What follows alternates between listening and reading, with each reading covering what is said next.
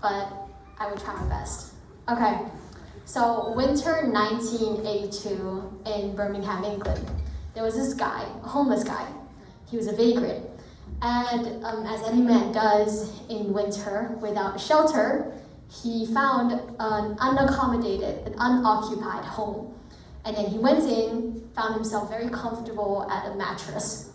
He then lit up a cigarette and promptly fell asleep in this comfortable warmth that he had. And the cigarette then sparked and then fell onto the mattress and started a fire. And when he woke up, the man, when he woke up from this wonderful sleep he had, he realized that he had started a fire. What would you do in that situation? You know, any normal person, you know, would call, help, a fire started, help me stop this, you know, something like that. He instead moved on to another house. He didn't tell anyone, he just left the accommodation that he found and moved to a new accommodation instead.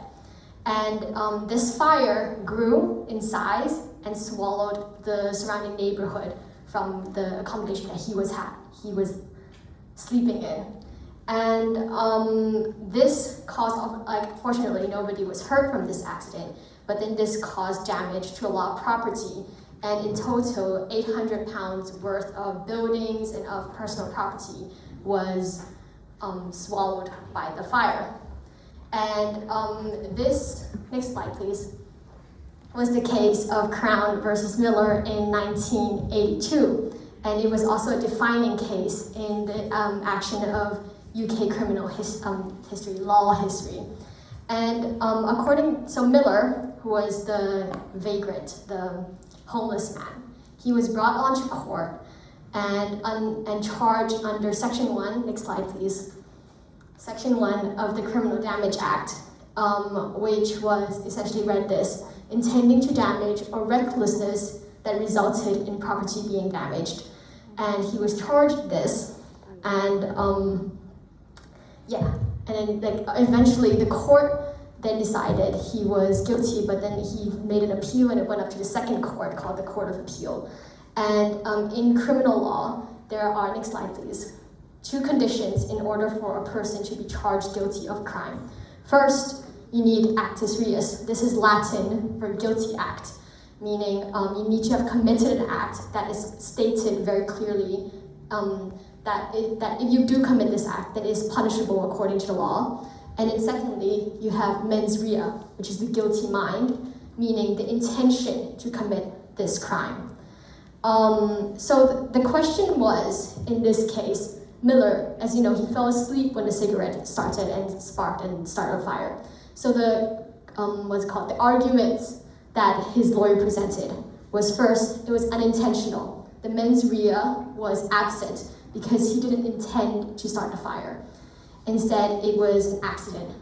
And secondly, the actus reus was also argued to be missing because he did not, throw gasoline at the property and it lit up on fire. Instead, it was just a spark. He did not actively do it.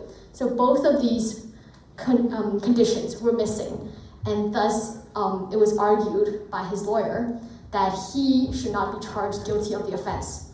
But the judgment this case was then brought up to the House of Lords, which was a parliament in the UK that decides on how the law works.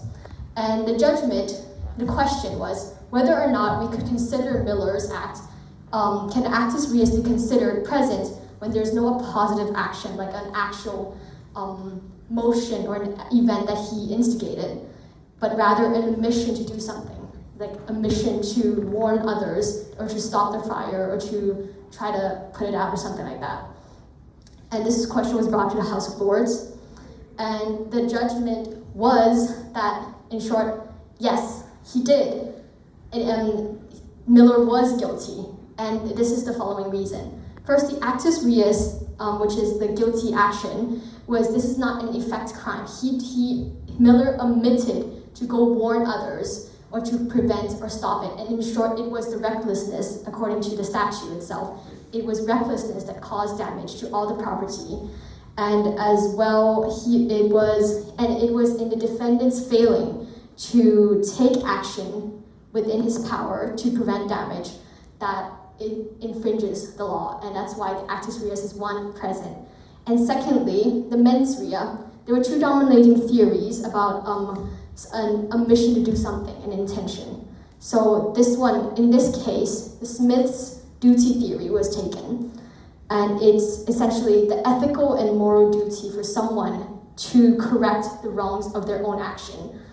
And so when Miller here, cigarette, so this is a timeline, when the cigarette fell, he woke up here at this time in his page. So his realization that, oh, I started a fire from my cigarette, but then I'm not gonna do anything to stop it. That was his intention, and that is what constitutes as mens rea. And then damage to property. The fire spread, he left, and the fire damaged everyone's property. So, so then it confirms that first, actus rea, he left the premises without doing anything, the omission to do something, and then the mens rea, the realization that I started a fire, but I'm not gonna do it. I intentionally left the premises. And that is what made him guilty of this case. And that's it. Thanks.